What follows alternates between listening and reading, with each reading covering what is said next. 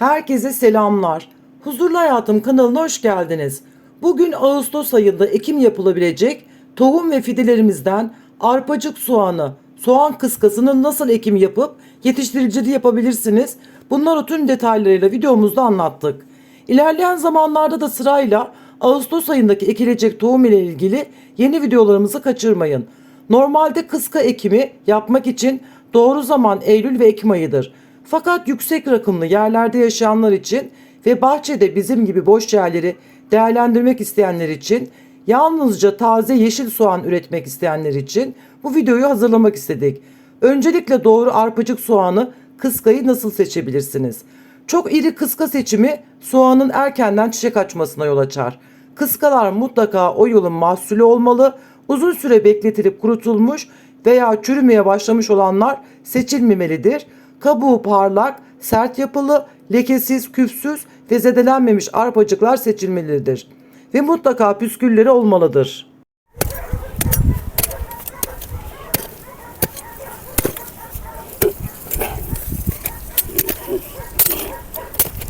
Sevgili takipçilerimiz, şimdi biz kışlık soğan için kendi yerimizi hazırlamaya başlıyoruz.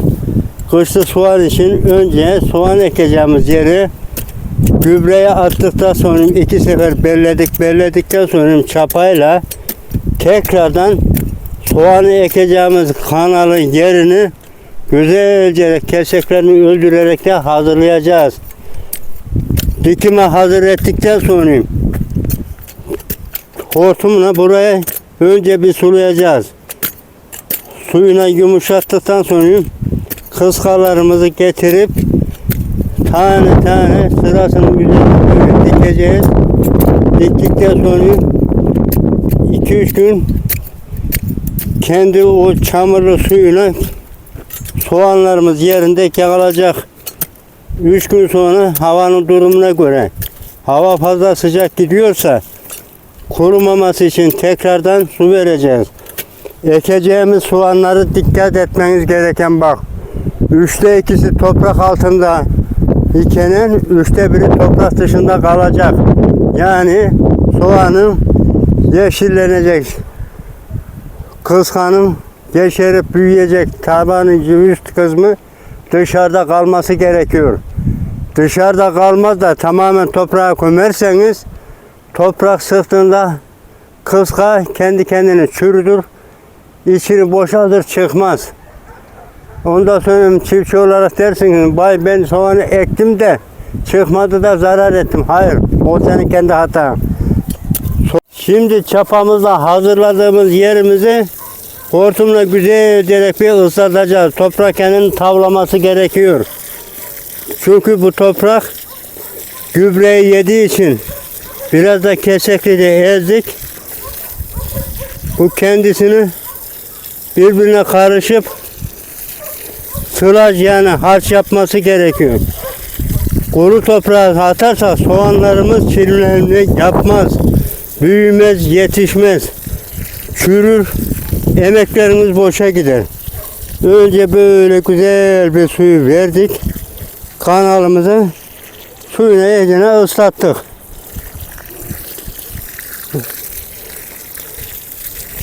Bundan sonra elimizdeki hazır soğanlarımızı yaş olan yere tane tane dizeceğiz. Döneminden tut.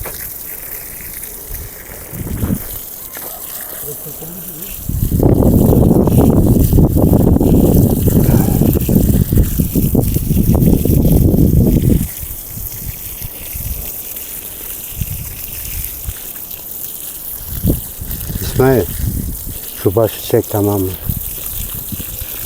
Şu başı çapayla şuraya çek tamamla, cırayı tamamla. Tutacağım ya. Ha, burayı tamamlayıver. Ha.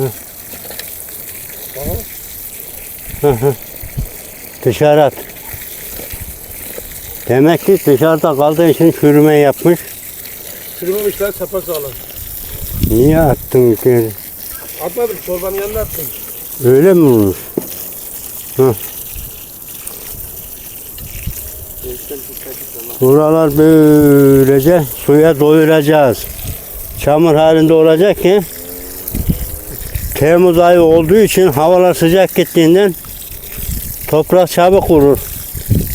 Toprak çabuk kurunca ne yapar? Attığımız soğan çimlenmeyi yapmaz, çürüme yapar. Çürüme yapmaması için toprağımızın gayet ıslak ve tavlı olması gerekiyor. Toprak ıslak tavlı olmasa ektiğimiz yemeklerimiz, soğanlarımız hepsi boşa gider. Verim alamayız.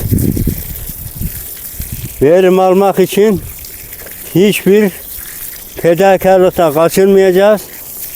Gerekiyorsa suyunu vereceğiz, çapasını yapacağız, gübresini vereceğiz.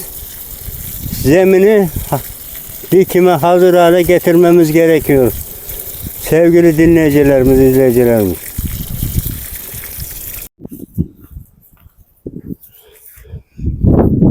Evet sevgili takipçilerimiz. Yerimizi hazır ettikten sonra suyunu verdik. Şimdi soğanlarımızı bak böyle bu şekilde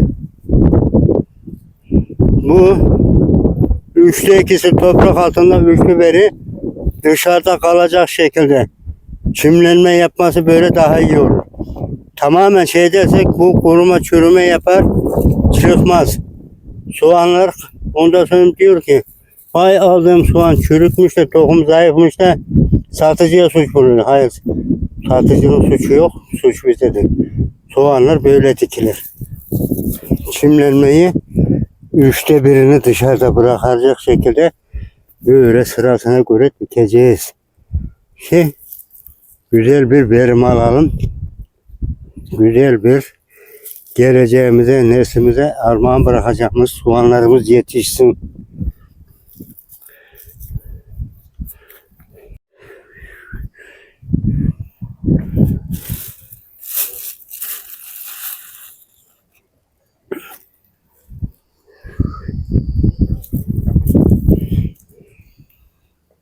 Böyle güzel güzel kibar kibar hazırlamış olduğumuz yumuşacık tavlanmış, ıslanmış topraklarımıza, bereketli topraklarımıza soğanlarımızı vereceğiz ki gelecek nesillerimiz için güzel bir yeşil yeşil soğanlar yetiştireceğiz. Allah nasip kısmet ederse bunlar büyüyecekler, baş bağlayacaklar. İleriki çekimlerde bunların tohumluk getiren yeşil sapları olacak. Onların nasıl olduğunu tek tek gösterip size anlatarak toplayacağız, onları alacağız. Onları almasak soğanlarımız baş bağlamaz. Baş bağlamayan soğan da bir işe yaramaz yani. Maşallah görüyor musunuz soğanlarımı? Ne güzel oldu. Bunu böyle otlandıkça soğanları çapalayacaksınız. Yabani otlardan ayıklayacaksınız ki soğan daha güzel gelişim göstersin. Şuna sarmaşık otu deriz biz. Bitkilere, fidanlara sarılır gider, zararlı. Bak bir tanesine sarılmış. Görüyor musunuz mu? Hemen 2 gün bahçeye girmeyince ne zaman hangi arada çıktın sen ya? Şuna bak. Bunları alın atın arkadaşlar. Bunlar bitkilere çok zararlı. Sarmaşık. Sarılır gider, bitkilerinizi boğar bu. Bitki gelişimini durdurur. Bak da şurada incecik bir kökü var. Bak buradan buraya gelmiş. Bunu kurtarmamız lazım.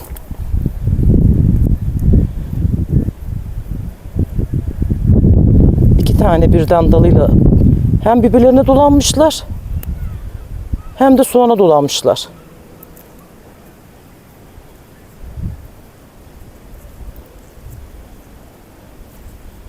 Buradan da öteki soğana geçerdi galiba. Şuna bak. Heh. Nefes aldırdık. Şimdi şuraları çapalayarak kurtaracağız ben oraları. Şöyle çapalayayım da hem de şu yabani otlar gitsin.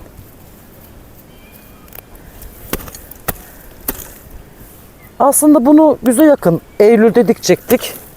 Dedik dışarıdan soğan alacağımıza bahçede yer var. Ha dedik kendi kullanacağımız kadar ekiverim. Ama ben sonra size yine kışa doğru Hatta önümüzdeki haftalarda Ağustos ayında ekilecek olan tohumları, bitkileri, sebzeleri tekrar videosunu hazır edeceğim sizler için. Takipte kalın, kaçırmayın. Böyle bak boğazlarını dolduracağız. Bir şey yapmıyorsa çapalayarak hem yabani otlarını temizleyeceğiniz. Bu kadarcık. Yeşil soğan yetiştiriciliğinde doğru sulama ve çapalama bitkinin liflenmeden acılaşmasını önler ve sulu gevrek yapraklar elde edilmesini sağlar. Yeşil soğan yapraklarının dik ve canlı kalması için toprak her zaman hafif nemli olmalıdır. Havanın durumuna göre haftada 1-2 kez sulama yeterlidir. Saksıda ise toprak kurudukça su verilmelidir. Fazla su köklerin çürümesine, yaprakların sararmasına ve soğanın mantar hastalıklarına yakalanmasına neden olur. Bitkiler 10-15 santim boya ulaştığında toprağı havalandırmak için ilk çapa yapılmalıdır. Soğan kökleri yüzeye çok yakındır. Bu yüzden çapalama çok yüzeysel ve dikkatli yapılmalıdır. Çapalama ile arsız yabancı otlar temizlenmelidir. Otlar temizlenmezse soğanın besinine ve suyuna ortak olur. Çapa yaparken bitki diplerine hafifçe toprak çekmek, boğaz doldurmak, yeşil soğanın beyaz gövde kısmının daha uzun ve etli olmasını sağlar. Yeşil soğanlar günde en az 4-6 saat güneş alan aydınlık yerleri sever. Yapraklar 25-30 santim boya ulaştığında dilerseniz kökünden sökebilir veya sadece dış yapraklarını keserek bitkinin sürekli yeni yaprak vermesini sağlayabilirsiniz. Yaşadığınız bölgedeki mevcut hava sıcaklığına göre sulama sıklığını arttırabilir ya da azaltabilirsiniz. Bir bahçe videosunun daha sonuna geldik. Bunun gibi bahçecilik, tohum, ekim, dikimle ilgili videoların devamının gelmesini eğer istiyorsanız videonun altında abone ol ve bildirim zillerini aç butonları var. Ücretsiz olarak aboneliklerinizi yapabilirsiniz. Şimdiden emeğinize sağlık. Hoşça kalın, sağlıkla, sevgiyle kalın.